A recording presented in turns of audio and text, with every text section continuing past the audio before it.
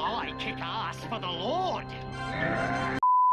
Welcome to Demasked. My name is Frezzman, and today I'm joined by Grief. Grief, how are you today?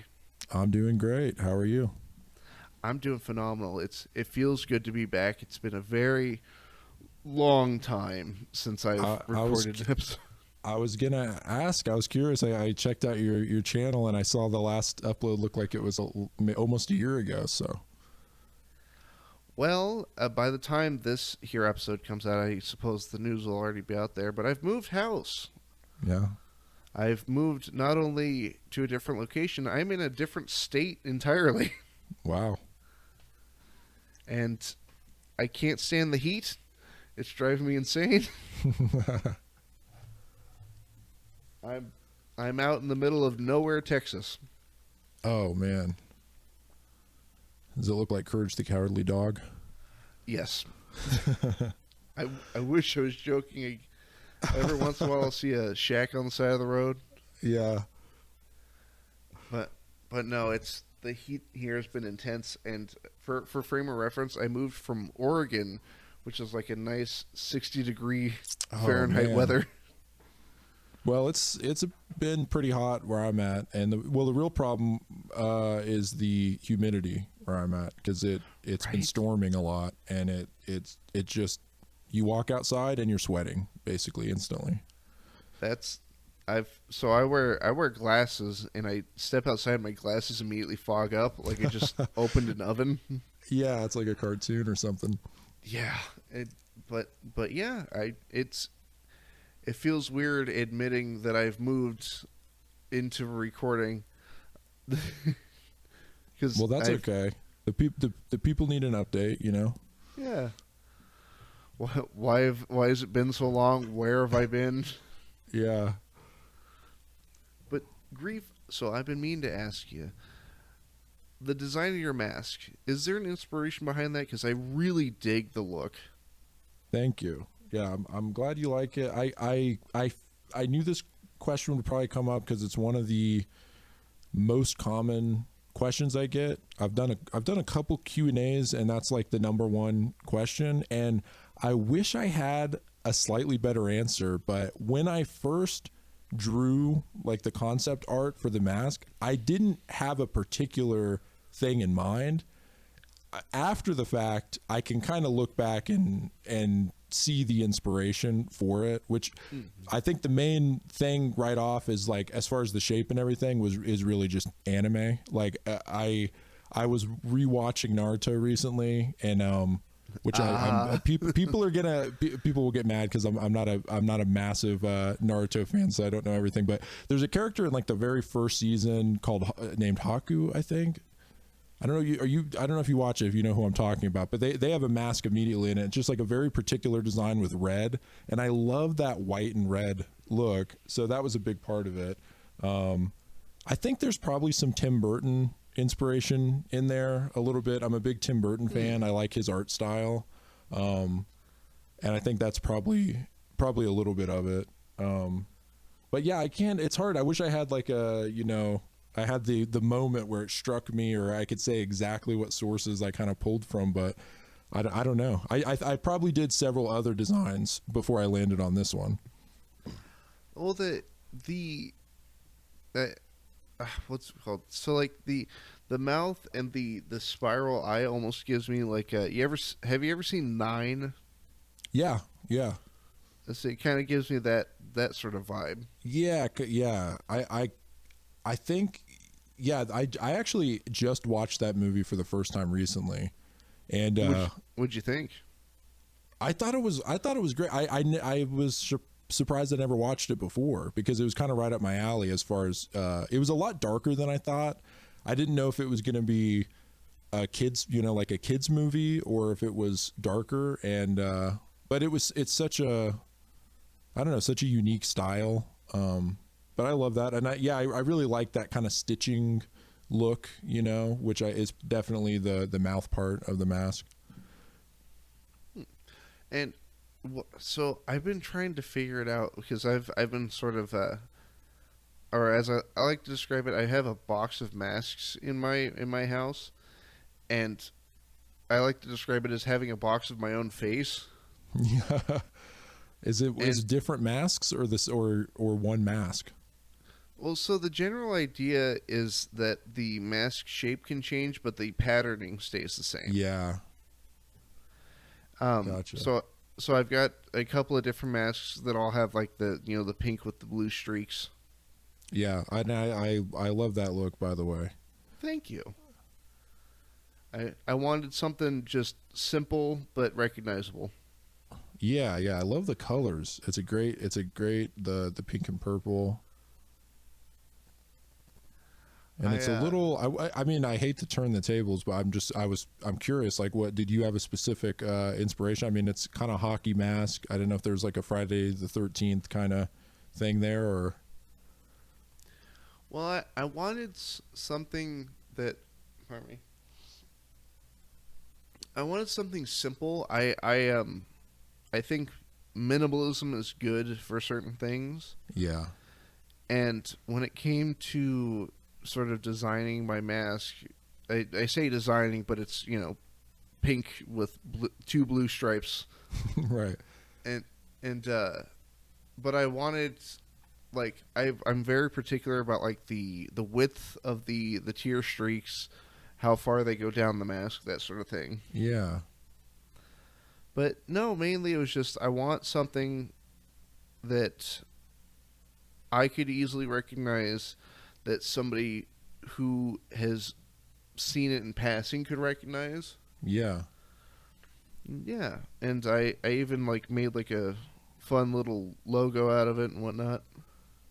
Yeah, yeah. It looks great. I'm probably going to update my mask soon. I mean, it'll basically be the same design and colors, but I basically want to have a more comfortable mask at some point. I love the mask, but it sometimes is the hardest part about recording things. Is it's hard to breathe a little bit and all that. But so at some point I'll make like a second version, I hope. This is actually the second mask I've worn on the channel.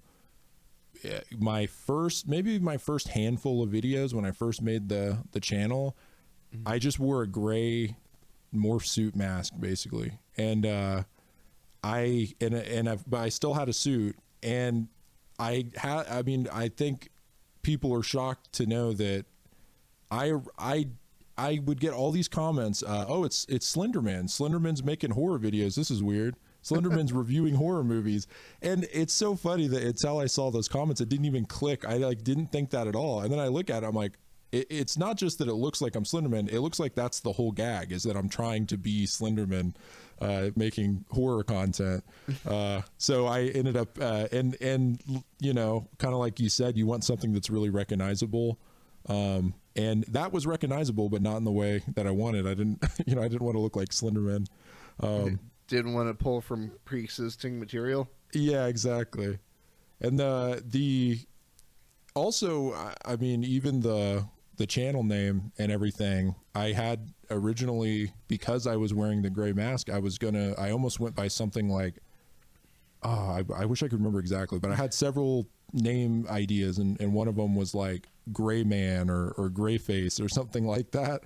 And I'm glad I didn't, because then I would have been stuck with only gray, and I like the colors that I have now. So I went by that name, Slender Man. Yeah. Now, I do have a question about your current mask, and it's more just purely out of curiosity for me. The spiral side of it, can you see out of that side? No. And I wish I could. It's nothing. It's just I just have the one eye, and yeah, that's part of the upgrade. I think if I upgrade the mask, I might make it so that I can see through. In fact, if you look at like the intros of the videos, of my videos, I always kind of turn to one side a little. Like you'll just see one ear, my left ear, and it's because if I look straight on, I can't actually see ahead of me very well. So yeah, it's the struggles of the mask. It's like it looks great, but as far as just being practical, it gives me a lot of issues. Now, so did you make it yourself, or did you like alter a pre-existing one? I basically altered a pre-existing one. I can't remember. I wish I could remember the guy's name. I basically got a mask online with some of the holes cut in it, and then put the color on. I see. That's sort of what I've done with the majority of my masks. Is sort of, well, like you can see in my Discord picture there, I bought a Jason mask and then painted it. Yeah. Can you, so on the eyes on your mask, I'm curious, is it, do you have like a mesh or something there, or is that just the photo you alter, like, if you don't mind me asking? So it's a nylon as like stockings. Oh, okay. Yeah. I cut a section off of it and I glue it over the eyes. It's an older trick that I learned, weirdly enough, when I was a kid during Halloween. Yeah. Well, it works. It works, you know. But I wanted the idea of like you can't see in there. Yeah. That's what I was wondering. I was like, it's so dark. It works pretty well. Thank you. And oh, sorry. Go ahead. Oh no, go ahead. I was just gonna say, I like that this is just turning into mask talk. Shop talk. Yeah. Yeah. Well, it's a process. Like, I mean, at least personally, I don't get to talk about too often. Yeah. Well, I was instantly curious, so that's why. And I didn't know. I didn't know if it was something that you talked about a lot before or not. So. No, I really haven't had the chance to, and I think I need to figure out something in terms of wearability in different weather. Because the humidity and the heat here has been just a detriment to my wearing my mask. Well, because that's tough. Well, I recently went to a convention that was being held at a mall, and originally I went in with the idea of I'm going to wear my mask the entire time, and I am not allowed to take it off. And how did it go? I made it, I want to say, good 2.5 hours before I was dripping with sweat so bad that like the entire collar of my shirt was soaked. Oh man, yeah. Well, so I have this other mask. I wonder if maybe I can hunt down a photo while we're chatting. But it's a what's it called? It's an altered like Casey Jones mask from Teenage Mutant Ninja Turtles. And the heat, like, so it doesn't. It's very breathable, thankfully. But I made the mistake of I put nylon over the eye holes, which is fine, but I put felt over the mouth holes. And so any heat that's pulled in just stays there. Oh man, yeah. And it's miserable. It looks good, but it's miserable. Yeah. I've never had to wear my mask more than typically I'm only wearing it for a half hour at most while I'm recording stuff. I would love to take it to like a convention or something, but I have worried about that sort of thing. And then I have, makeup on. Basically I have like red paint on my face. And so if I got really sweaty, I don't know how well that would hold up, but yeah. Oh, here we go. This was from years ago, but it's like right after I made that mask. Oh, that's pretty cool. Yeah. Yeah. And future me in editing put the photo up. You know which one? Yeah. I love seeing the different masks like that. So this was your first iteration of it, and what I'm seeing in the Discord here, or your Discord profile picture is the current? So the one you're seeing in my Discord photo is my first and also my current. Okay. But it's been sort of packed away in a box for a while, so I'm not sure what condition it's in at the moment. And for ease of use, I've been using this second one, this Casey Jones one, because it fits my face better. I have sort of a larger nose, so it fits in the mask. Yeah. I mean, I don't have a nose or any facial features under it. Yeah.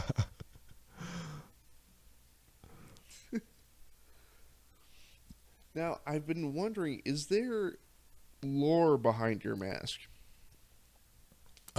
There is.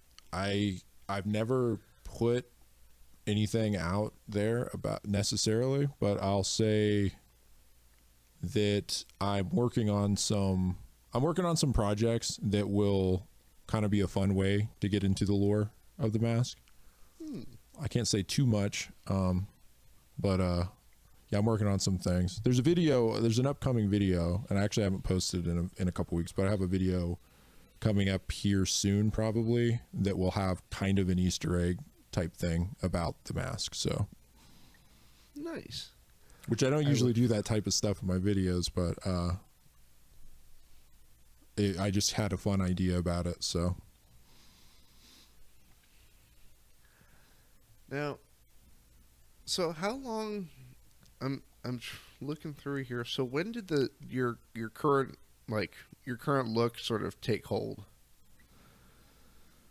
I'd have to. I don't know. I'd have to think specifically. I think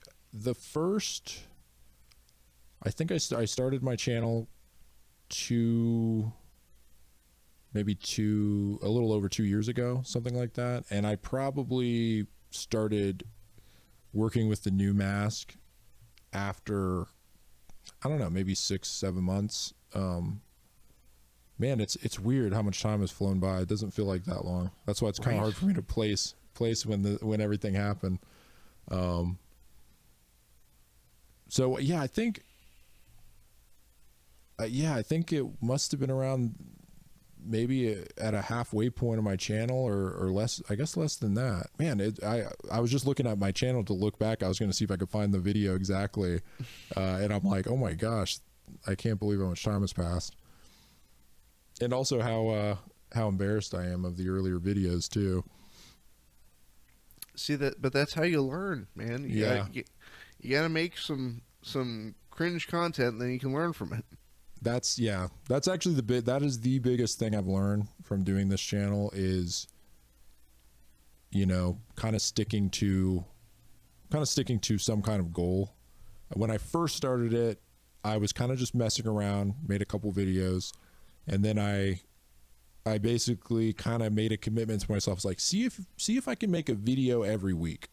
Let me just try that. And I basically did that for a while. I mean, I'd miss a week here or there, but I kind of stuck at least to the goal of trying to make a video every week.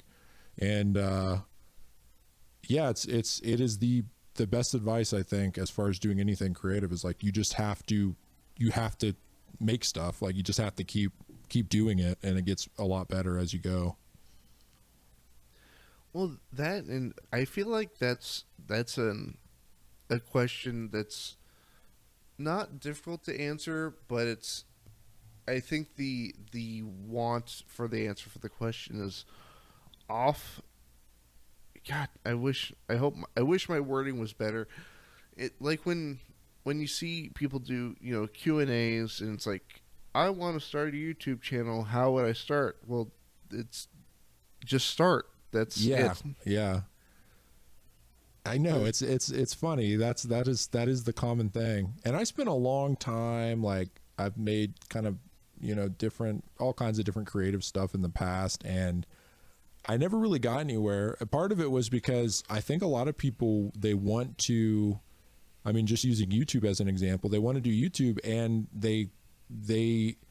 their first attempt you know, they're like, this stinks, or I don't know if this is good. Let me get this right. Let me get this right. And it's like, you're never going to get anything out. You're always going to want that perfect video, and it never happens, and you wait too long. So I'm kind of the philosophy of like, just make some stuff, and eventually, you know, you might make a lot of crap, but eventually you'll make something good. Well, I see it as like the same vein as like somebody just getting into art, like drawing or 3D animation is. When you start, you're gonna suck. Everybody does. But the most important thing is that you keep pushing. You keep pushing yourself, and you keep learning new skills, and eventually it'll become what you wanted it to be. Yeah. Like I've kept up my first couple videos. They're still up, and they're terrible. Yeah. I did the same thing. I haven't even looked at it in a long time. My first video is a backrooms basically explanation video, which, you know what the backrooms is, that whole thing. Is that still big? I don't even know. My main exposure to it is, oddly enough, through Gary's mod. Oh, interesting. Yeah. I think there was a, oh, sorry, I interrupted you. Oh no, I was just gonna say it's mainly like I've read some about it, but then it's like, oh, I've recreated the levels in this map. Right. Yeah, I remember. I think around the time I started the channel, there was a YouTuber named Kane Pixels, and he made just really cool. I think he was like one of the first guys that was doing stuff where it was like hyper realistic graphics, but he would put that kind of VHS filter on, and it made it look more real because it was so low res. And so he had a video about the backrooms, and that was my first kind of introduction. And it's very similar to the SCP Foundation, which I was into for a while.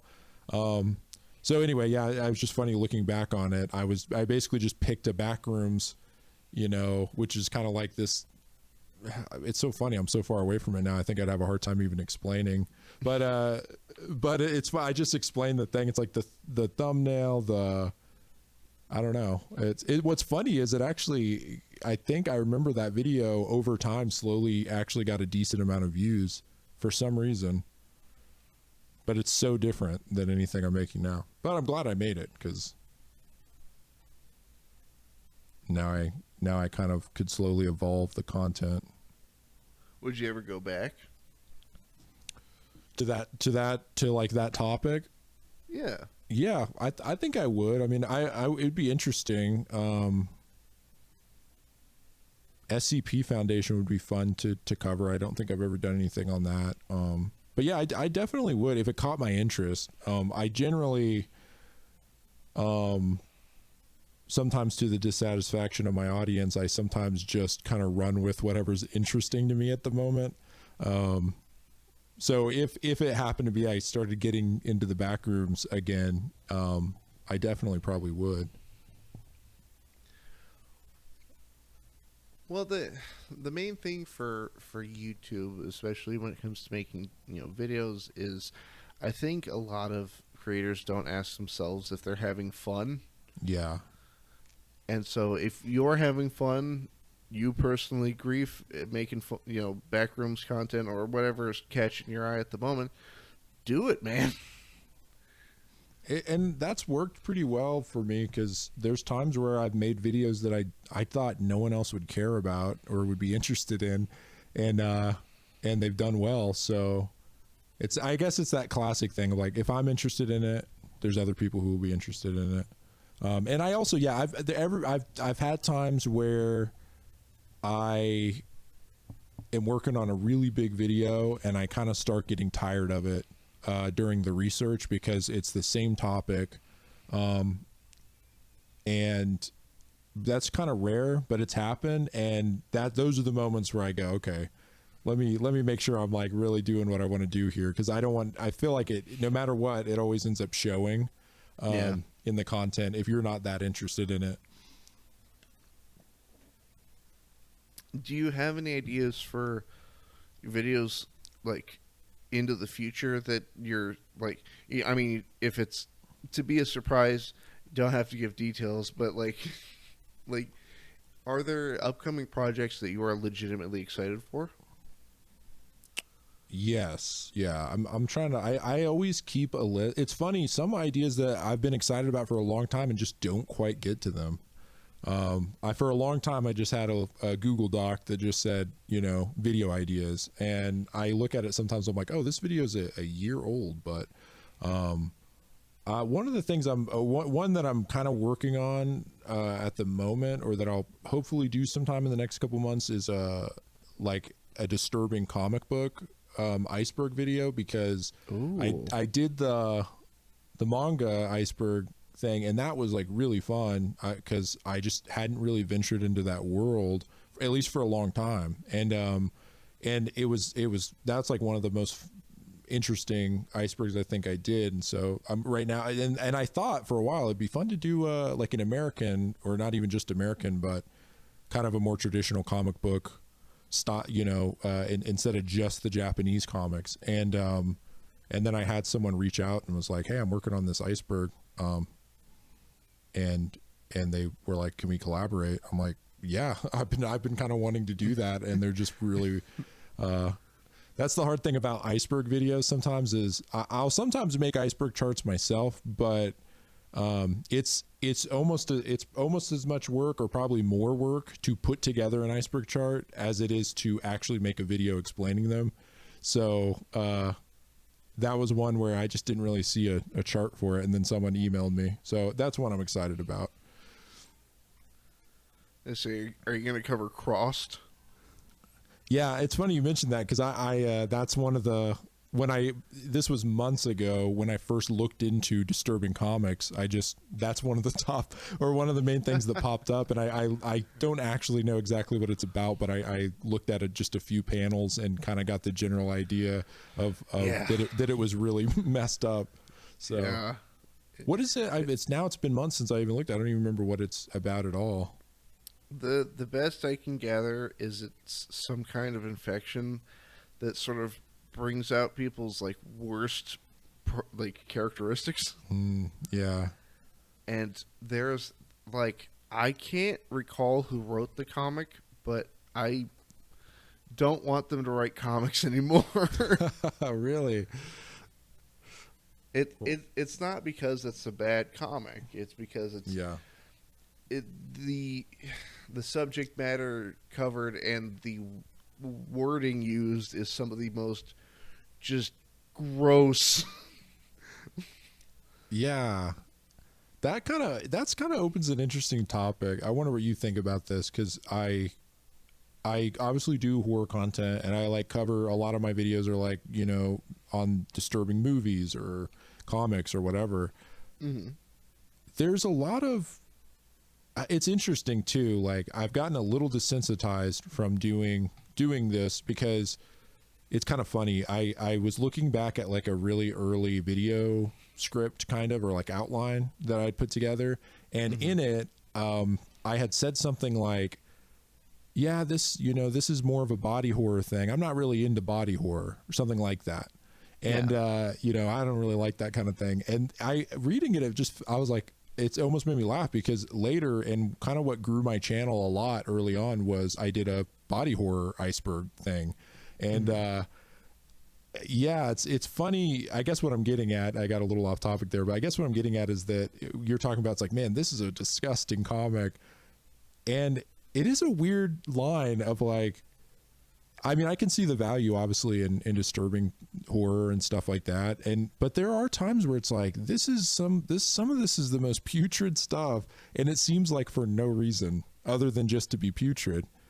It's it's interesting to consider, like, well, where's the art exactly here?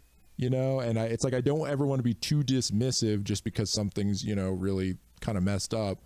But there are times where I'm like, this is almost just trying to be provocative for the sake of it. I see, that's where like that comic Crossed comes in, because like the the actions taken in the comic I can understand, because it's like the point of the comic is that it's like gross and weird, but some of the things some of the characters say is like gross, and also why. Right. Yeah. That. Oh, sorry. Go ahead. Oh no, I was just shaking my head. Yeah. Yeah. I'm doing right now. I'm in the middle of doing like a horror villain iceberg, which I'll hopefully put together into like a big compilation. It was big. It was actually way bigger than I thought when I started it. So now I'm like, well, I'm in it now. But one of the things that came up was Joseph Hyder, who's the doctor from the Human Centipede. Yep. And that's an that's one of those, maybe when that first came out, that was one of my first kind of, I think when I first kind of started hearing that type of conversation of like, oh, what's the point of this? Like, this is messed up for the sake of being messed up. And the sequels kind of get worse from what I understand. I've only really seen the first one, but I've seen all of them. Yeah. I feel I have a morbid curiosity of like checking out the others, and I think I will have to at some point actually for this iceberg. So, but it's like, it's who comes up with that idea, you know? And once again, it puts you in a hard place of like, I'm not trying to judge what, you know, maybe you just had this crazy idea. But I don't know. It's an interesting question that I think about a lot making these videos. It's like, where's the line between, you know, kind of legitimate art and something just being needlessly, you know, disgusting. See, at least for the director of the Human Centipede films, from what I can tell, I've only seen a couple of interviews with him. He was as honest as he could be, of just like, I just wanted to make something gross. Yeah. And I'm like, you know what? I can respect that. Yeah. Yeah. And it's also a unique idea. Looking back, cause I was looking, kind of watching back over some of the scenes and stuff doing this iceberg. And, it's actually, the first one at least is like kind of more tame than I thought or remembered. Like, you don't really see any like really gross surgical stuff, or at least as much as you would expect. And I mean, it's disturbing, but it's actually more conceptually disturbing in a way. It's like just the idea of it is scary. And that actor is actually great. I can't think of his name. He's got an interesting name, but something Laser, who played the doctor. He actually he is scary. Like, he does a great performance. Well, I think the thing that really drives home the horror of like the concept of the Human Centipede is that it's fully explained to you what that entails with like the diagram that he's pointing towards. Yeah. And you're like, oh, well, maybe it won't happen, and then it happens, and like all the worst connotations of being stuck in that situation begin to occur. Yeah. Oh, yeah. Well, and maybe you can fill me in. The second one is like, as far as I understand, that's where it's like meta, right? It's like outside of the movie. It's like someone watches the Human Centipede and gets inspired. Is that what it is? Which I think is actually a great idea, but it's pretty disturbing, because you go, oh, well, you know, what if some freak did get inspired by it and tried to do this? Well, it's weird because the third movie pulls that same thing, but like one step even farther out. Like, the second movie is a movie in the universe of the third film. Oh, it is? Yeah. Oh, interesting. Okay, I didn't know they did it again. I kind of thought that the third one, you know, was maybe back to the original or something. No, it goes like whole hog into the madness. I did read while I was reading trivia about the first one, was that because it's the same actor from the first one, right? But he's just playing a different character in the third one. Mm-hmm. So I read some kind of trivia that like there was an alternate ending. I don't know if they made the alternate ending because I haven't seen it or anything, but like where the end of it, at the very end, you know, he makes the giant prisoner centipede or whatever, and that he wakes up, it was a dream, and it was a dream of Hyder from the first one. And that's why it was a different character, which is kind of an interesting idea. That is interesting. But then I guess that would be even more weirdly meta, because if the third one is out from those two movies, that would mean that Hyder dreamed of a universe where he was in a movie. Where he was the star of Yeah.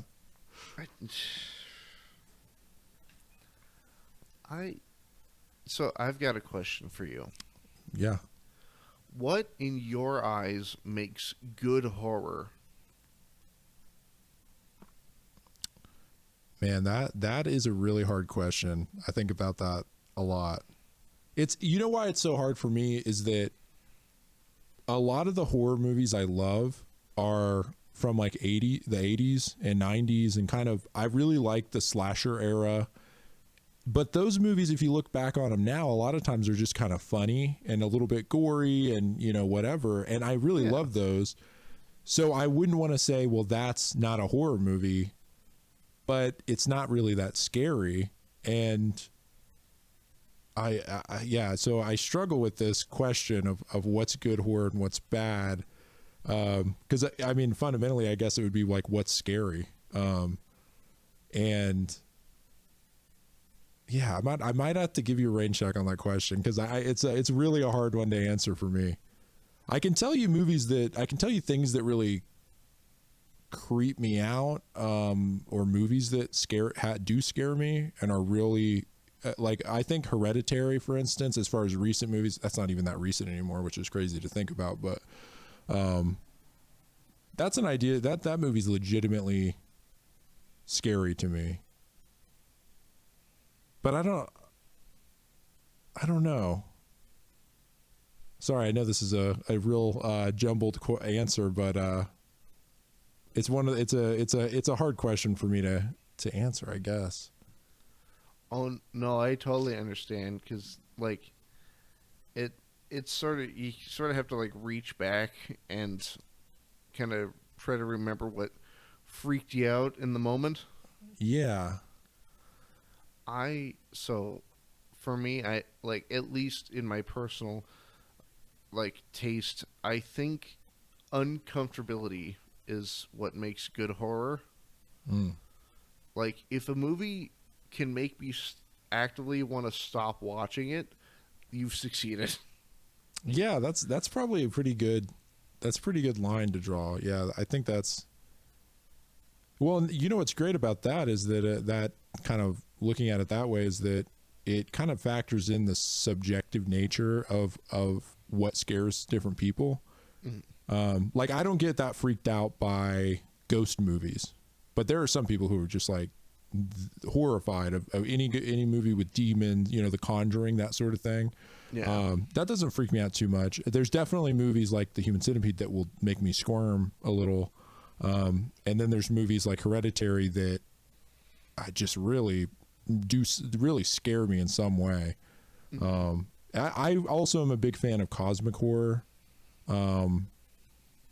I can even get creeped out. I started listening to some like old H.P. Lovecraft stuff more recently, and that's really old stuff, but it can still kind of creep me out a little bit.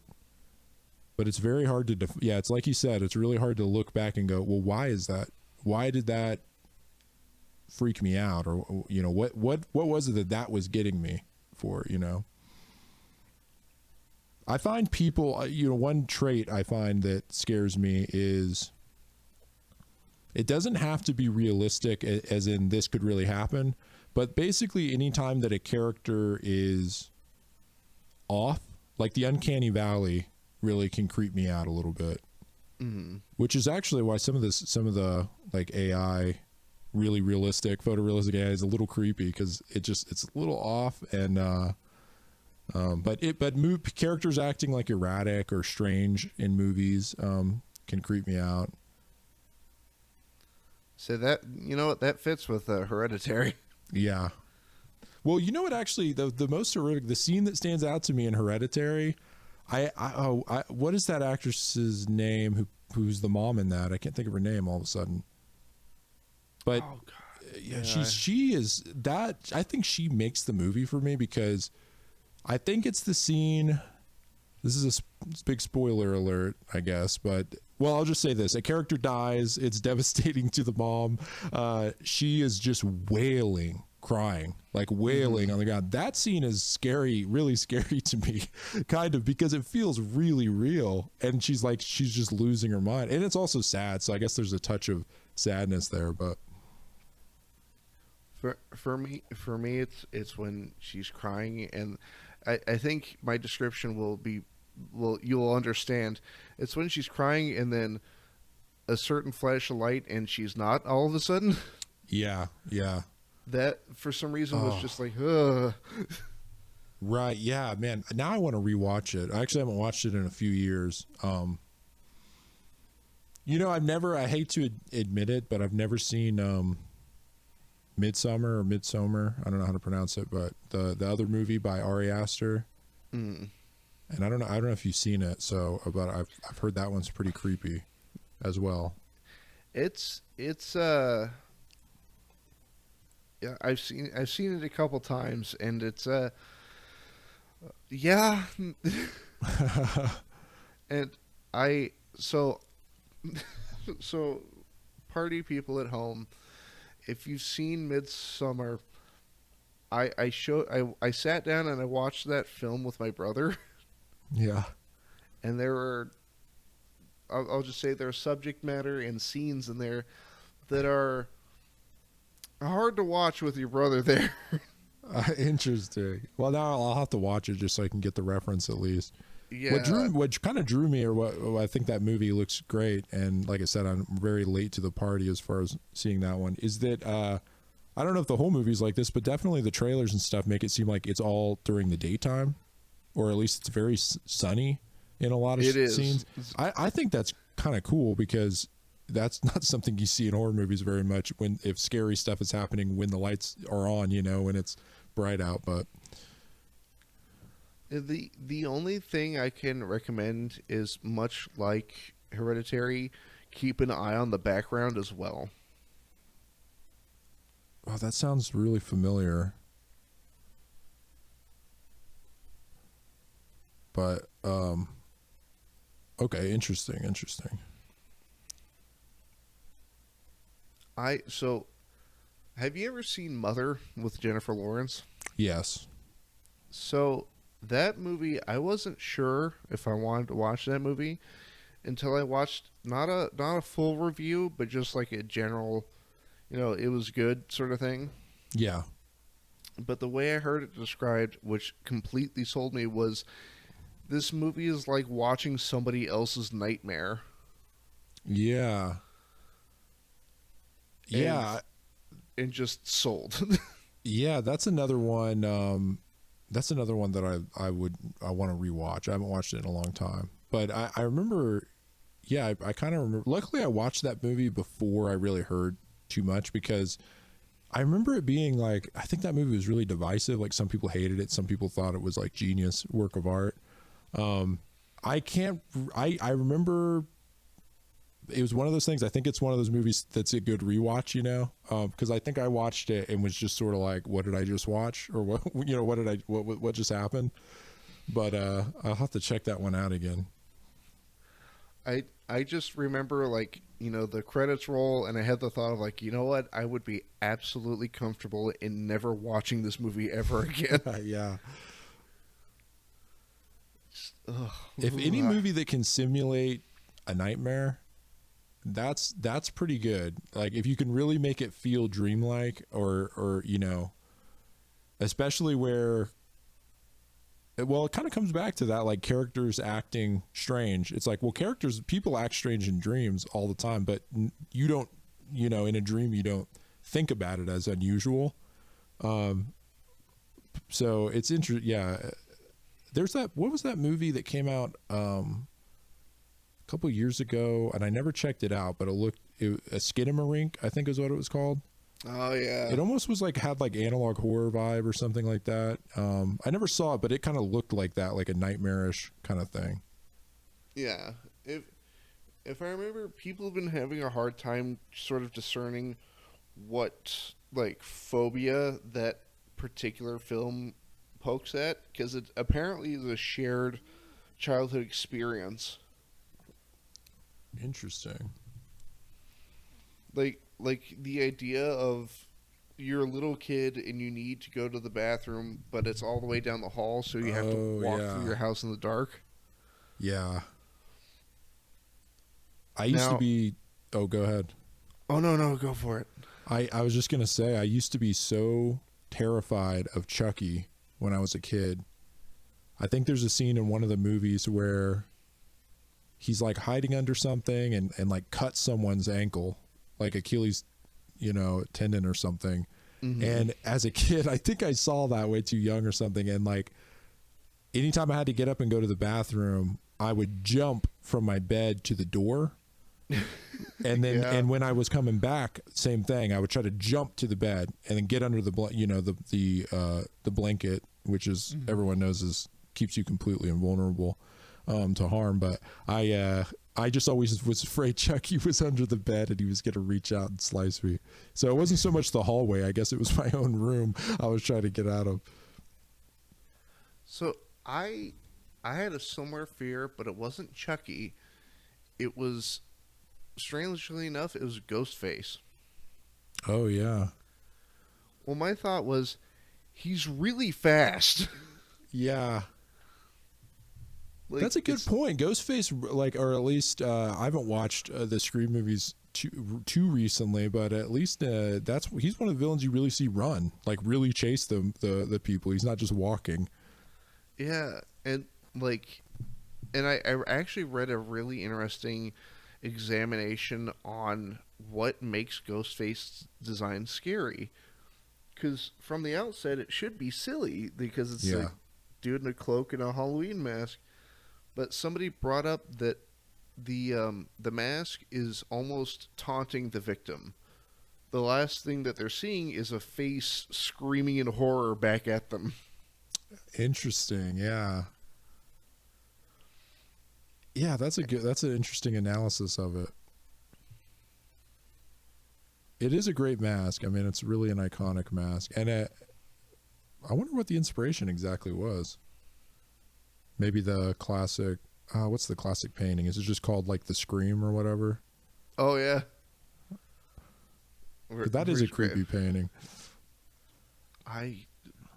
Let's see. There was one. I want to. It's not Kronos eating his children. That is horrifying, though. That I know exactly what painting you're talking about. What's that artist's name? Is it the same artist? I don't think so. Okay. But I love that painting because I think it's the perfect interpretation of how I react to fast food. I'm hunched over, staring into the middle distance. Yeah. But there was one painting that just. Oh yeah, it was. I'll have to get the name of it. It was a painting that isn't overtly threatening. It isn't blood and viscera. But it was an artist that drew cats. And apparently, his mental health deteriorated, and one of the last paintings he ever made was this. It's like a little cutesy little kitten smiling, and under it is written the words, "I am happy because everybody loves me." Man, now I want to look that up. Hold on. Where's my phone? Is there so there's nothing particularly creepy about it's just the kind of a strange sentence under it. Hold on. My partner would know. Just a sec. But there's something about the cats. It sounds sillier the more I talk about it, but there's something about that cat's like facial features that there's not malice, but like it knows if that God, I wish I could. Like, hold on. I am happy because everyone loves me. There we are. There's But something funny about typing that in. Well, like, I want you to look at this painting. I'm going to send you the image, and future me in editing, Okay. I'm going to need you to put this up too. But I want you to tell me if there's not something weird about the expression. It's by a gentleman named Lewis Wayne. Yeah, I mean, I instantly see what you're talking about. It's also it's totally different than I don't know what I was envisioning in my mind, but it's so, you know what's so off about it is like, if you, in one way you look at it and it looks like it's, you know, like it's angry, or it's kind of got like a mischievous look, and then in another way he just looks, I guess he looks happy and mad at, not mad, but up to something. You know what the word just came to my mind how to describe that look? Mocking. Yeah. You know what's weird too? The eye. I'm right now. I'm squinting one of my eyes, and I'm holding my hand up to the picture, because if you look at one side of its face, it looks less menacing than the other. I don't know if that was intentional, because the eyes are like slightly different. Oh yeah, I can see. Like what? Like the right side looks a little more happy, like happy, and the left side looks more like evil happy. Yeah, I can see it. Yeah, but no, to my understanding, what I've been told by my partner is that like this is earnest. It's meant to be like sweet, but there's just something about it that is itching that part of my brain. Yeah. Yeah. Well, that's the real thing. It's like we were talking about. That's the real horror. One horror element is something being off a little, and it's not, it, you know, it kind of catches you as being off, but you can't quite place it at the start. Also, even the font of the, like, even the letters, the handwritten. Yeah. Because when I was envisioning this, as you explained it, I kind of imagined like more of a colored, detailed, like painting, and then I kind of imagined just like, you know, text at, like, stock text at the bottom. It's great, like, though. It'd be cool to get like it'd be cool to get that like printed. Okay, I just had the most like terrible idea. I'm like, I'm gonna remake this into a lolcat. You remember those? Yeah. With the impact font. Yeah. I'm happy because everyone loves me. Well, that, and like personally, I don't have as much of an understanding as Lewis Wayne as my partner does, and so it's in reading that sentence, it gives this like, is it sarcasm, you know? Yeah, or is it? It's almost like they're trying to. Yeah, that's weird. Or trying to self-convince. Like you said, kind of mocking as well, but like it could be, you know. Yeah, but it does sound. It sounds a little like you're trying to tell yourself that, you know, as well. I don't know. To my understanding, apparently this painting was made while Lewis Wayne was like in a care home. Weird. Right? It, like, there's something just, I don't know. That, and personally, I don't know what the name of the phobia is or the feeling, but I have a thing against being stared at.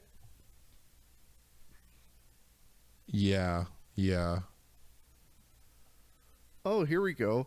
Scopophobia is an excessive fear of being stared at.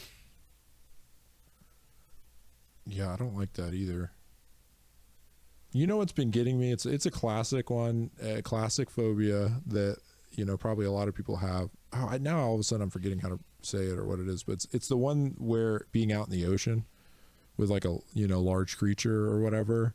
is it like Thalassophobia? Yeah, exactly. Because I randomly started getting, I don't know if you've seen these pop up on YouTube. I'll just get recommended these like videos where people, you know, effects artists or whatever, just basically simulate that phobia. And some of them are pretty creepy. Or like was it like the moon's an eye and it just like looks right at the camera? Yeah. So I've discovered a name of one of my greatest fears. So I'd actually like to ask you this after I describe this.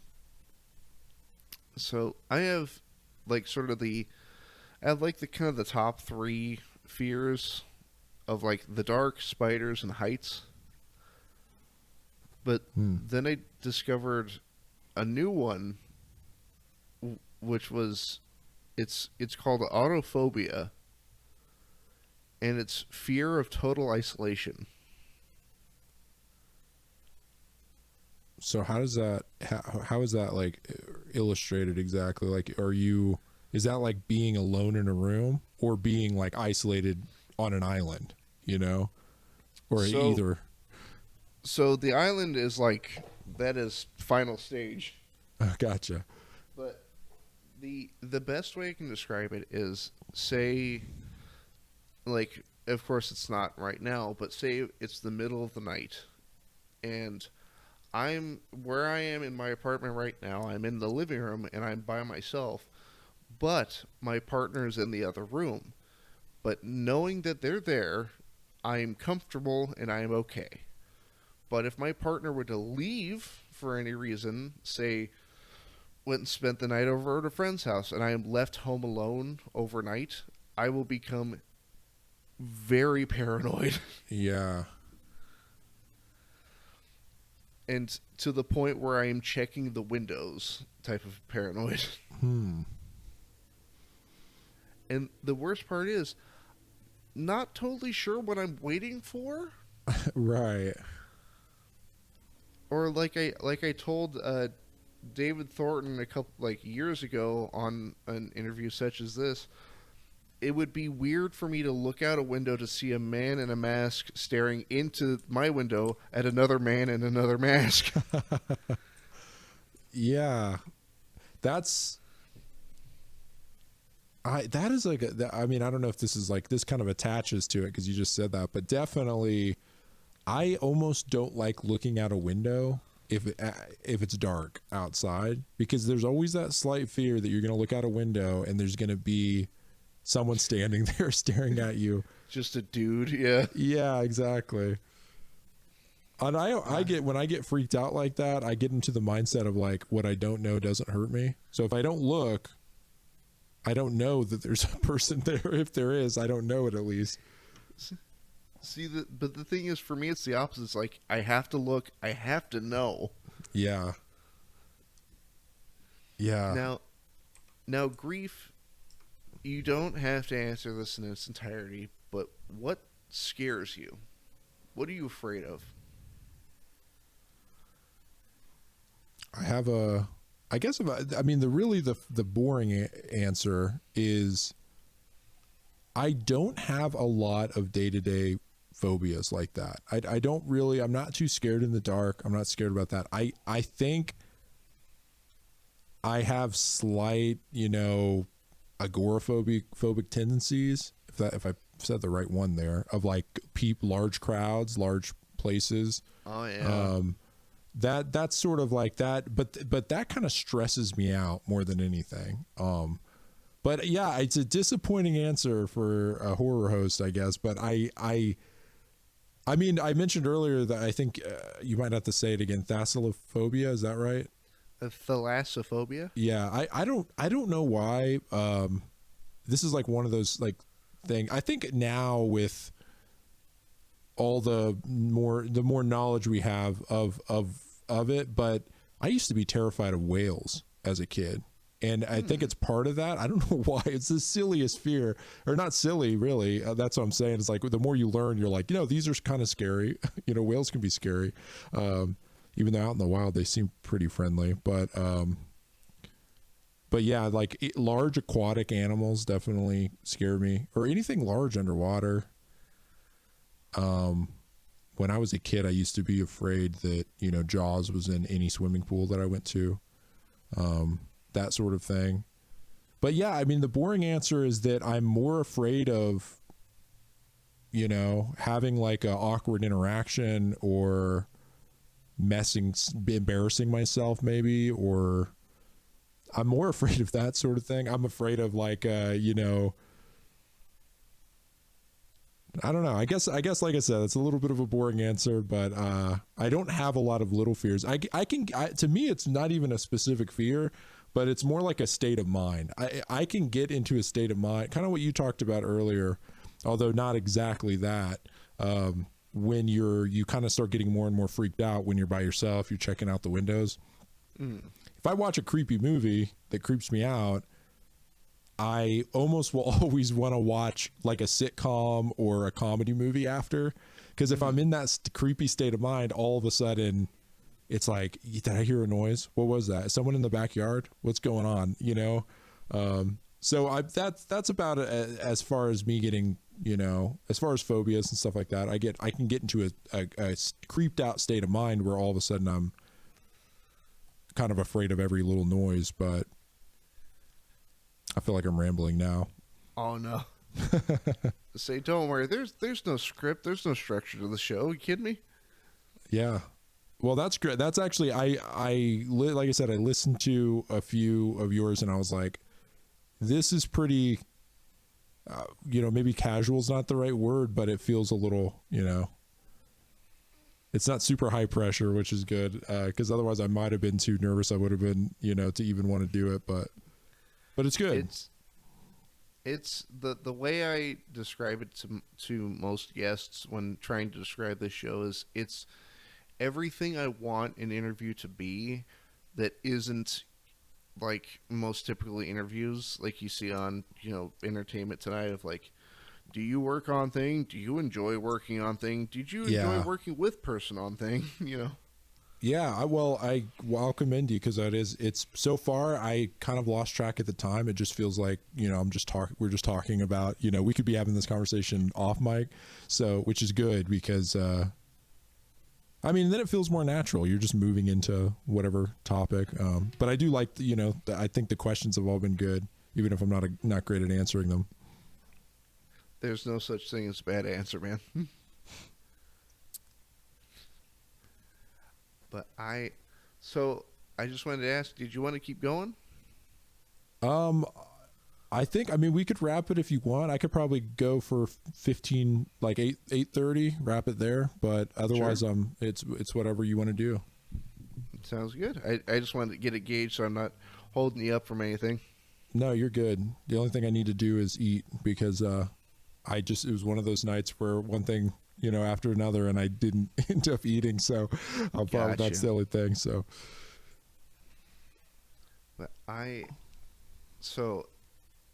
can I tell you a quick story? Yeah. So in mine and my partner's move here to Texas, we moved to an area that was when I say in the middle of nowhere, I mean nothing for miles in every direction. Like it takes an hour and a half to get to town to go grocery shopping type of nowhere. So does that make the phobia you mentioned earlier, like the fear of isolation, does that make that a lot worse? Yeah. So I should mention, so we were living in a converted, like a shed, like the word is, I guess, tiny home. Mm-hmm. But we were living there, and sort of adjacent to the house is like a street light, but it's like the electrical pole that has a street light, you know, bolted to it. And that light only covers like a circle around the house.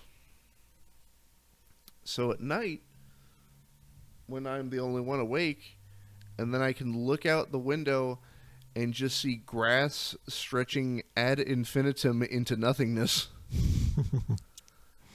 And I'm just like, oh God, I hope there's nothing out there. Yeah. And the worst part was, at least in timing, the land we were on had cows, and so I'd be like at my desk playing a game or something, and I could just hear something like brush against the side of the house, Wow. and then I'd run outside, and there's this big dumb cow just staring back. Really? Yeah. Was there cows there before? Oh Around? yeah. Okay. I was like, my first, I don't know why, but when you first said that, my thought was like, there's no cows anywhere, and like this cow just appears. That would terrify me though. I mean, not the cow, but the hearing a large animal, brush against the side. Dude, the first night that me and my partner were there, so the landowners, they have a horse, and it's this big white, like beautiful horse, wonderful horse, as kind as could be. But I was so exhausted by the time we had brought everything into that ranch that I thought I saw a ghost. Whoa. Well, no, because we're driving in, and we're driving these like off-road like they're like golf carts. They're called Kubotas. And we're driving, and I'm exhausted. I can barely keep my eyes open, and I look over, and so I have terrible like night vision. I have a hard time seeing at nighttime. I'm actually the same way. And I look out, and I just see this like white outline of something out in the middle of the field. and louder than I meant to be, I then turn to my partner and go, "What the fuck was that?" Yeah. Now it really does sound like Courage the Cowardly Dog. Return the slab. That was my first thought when you said that. Did you find out what it was? Oh yeah, it's the horse. Oh. But it was just far enough away that I couldn't like make out what it was. Oh yeah. You know, this just came to my mind because you said that. I do one thing I thought would be a kind of a cool idea for a horror movie or something, but I just don't know how to make. I don't know how it would work exactly. Would be just the prospect of someone like breaking their glasses and having to navigate through some very stressful situation. Oh, like and have to wander a forest or something. Yeah. And I thought it would be interesting to maybe make a short film or something along those lines, because if you could find a good way to convey it, which I guess you could just kind of do blurry, have the image be blurry. But if there could be a creative way to make it, the viewer, whether they need glasses or not, or know that experience, if they could get stressed out and anxious along with the person in the movie, because we're getting a lot of like first person shots maybe or something where it's stressful. But I thought that'd be a cool idea. I don't know if anyone's ever done something like that. I don't know if it would be, if there wouldn't actually be some kind of threat, if it's, or, the person's just in a dangerous situation, or if it would be kind of more horror and there's like a creature or a stalker of some kind chasing them. But I just thought the idea of not being able to see, is one thing, but if you're in like a really stressful situation, if someone breaks their glasses, So I wear glasses. I mean, I don't have any eyes because mask. But yeah. if I were to wear glasses because I'm nearsighted, I just had this image in my head that genuinely like made me shudder. What was it? So, like, being nearsighted is, I'd argue, just a touch more than like, oh, it's kind of blurry. Like, when you've mistaken writing a number on a piece of paper and you write over it again? Yeah. It's like that, where like the lines don't fully match. Right. And So I had this image in my head of like I'm stumbling through the woods, my glasses are gone, and I'm dead certain that something's following me. But like if I turn around, I can't tell if that shape is a person or a tree. That's great actually, because yeah, that's great. Just the threat of something, but you, the audience, doesn't know. I keep visualizing this as a movie, but yeah, that's a great concept of like, or like you see something moving. Is it a creature or is it just, a squirrel or something? A branch blowing in the breeze. Yeah. But like, oh, I don't That like that. I know we're getting into creepy stuff here too. This just reminded me of a story from when I was a kid, and it's just one of those moments where you're like, I don't know what that was. I don't really know. In retrospect, there's probably some good explanation, but it was just like a late night drive. I'm in the back seat of a car, little kid, or maybe I was in the passenger seat actually. I might have been a little older, like 11, something like that. Just driving down like a highway, field to the right, and I just remember it's like there was just like a green light up ahead, like on the side of the road. Oh. It was really weird. It was at night. It's like, what is that? And we drive by, and I'll never forget it. Looked over, there was just a old man in kind of odd clothing with a green lantern, no relation to the DC character, standing there near the end of this field, just staring at the cars that goes by. And it's one of those things where if it wasn't for the green lantern, and if it wasn't for it being at night and I couldn't really see, it wouldn't be so creepy. Maybe it's just the farmer or whatever, I don't know. But Yeah.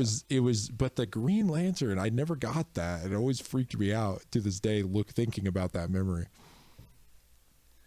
So I have a similar story, and unfortunately, as of like a year or two ago, I now have a follow-up to that same story. So I believe I've told the story before, but it was like 2-3 years ago on this show. Mm-hmm. But I was about 6 years old, and I'm from an area called Gresham in Oregon, Okay. and it's forest here and there, and a lot of trees, a lot of shrubbery, like more so than the average suburbanite area. And my dad had agreed to help somebody move into their house, and I'm a little kid, so I can't help much. So I'm just kind of running around annoying my dad. And I round the corner, I walk around his truck, and there's a guy standing across the street in front of a huge row of shrubs under a street light, and he's wearing a full suit with like an overcoat. Weird. And he has his hands in his pockets, and he's just staring, and I can't see the features on his face. Not like, Slender Man's not like, oh, he didn't have a face. It's like the shadows. You The just couldn't shadows see it. Yeah. And I was filled with this intense sense of dread. He never moved, nothing. And I turn around and I run back and I go get my dad and I bring him out there, and the guy's gone. Like thin air, and where we're standing is like on the other side where the man in the suit was standing. There's a huge row of like shrubs for like a quarter mile in each direction, and like open road. There's nowhere for him to go. Yeah. And then the follow up, which is I so I'm almost 30 now. I'm almost 30 years old. And I didn't realize how much that like imagery had affected me or stuck with me. Mm-hmm. And I was living in an apartment in Gresham just like a year or two ago, and I'm home alone, so the sort of the paranoia of the autophobia has begun. And I can hear my neighbor downstairs I can hear her standing out in front of her house talking to somebody, but I can't hear the person replying. So it's like, oh yeah, well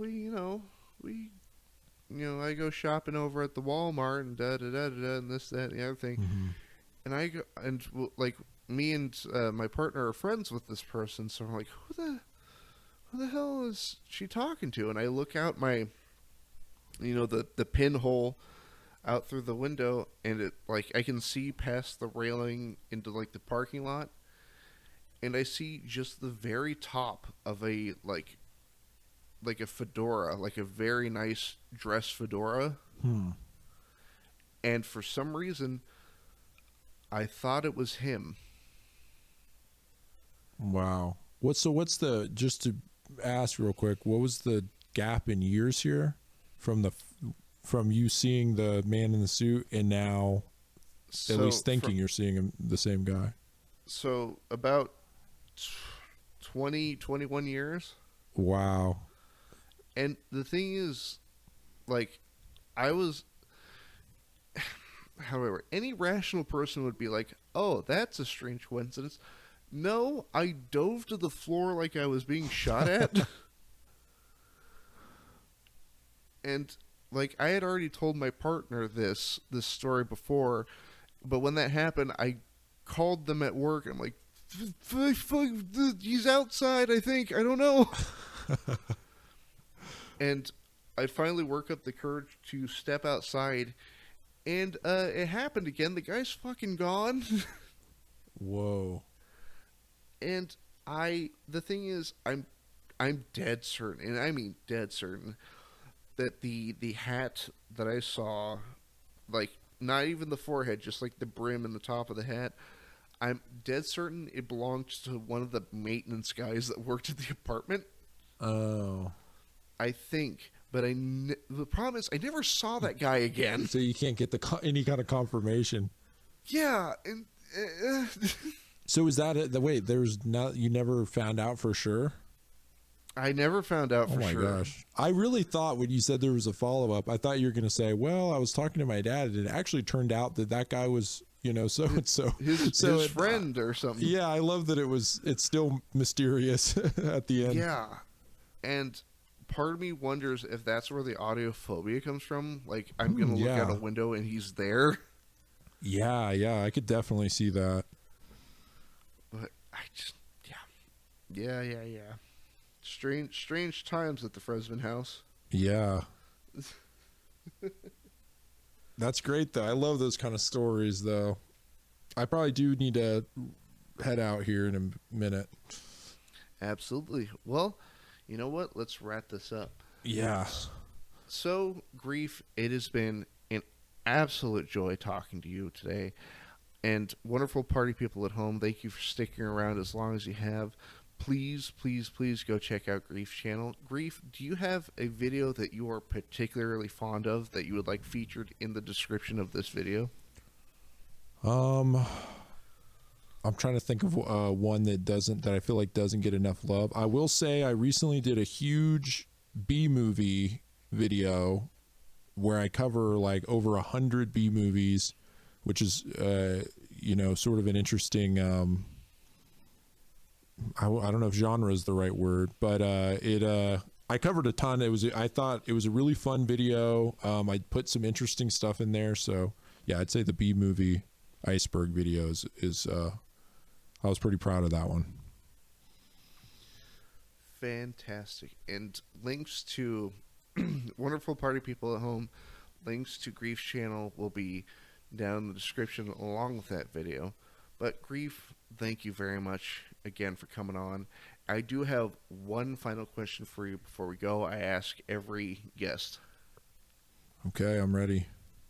Would you be open to coming back as a return guest? Absolutely. Yeah. I feel like we just started getting into creepy stories, and I kind of want to go back and forth again. So, of course. That is wonderful to hear. And with that, this brings an end to hopefully the first of many, many new Demasked videos. But with that, this has been Demasked. My name is Frezzman, and I will see all of you next time.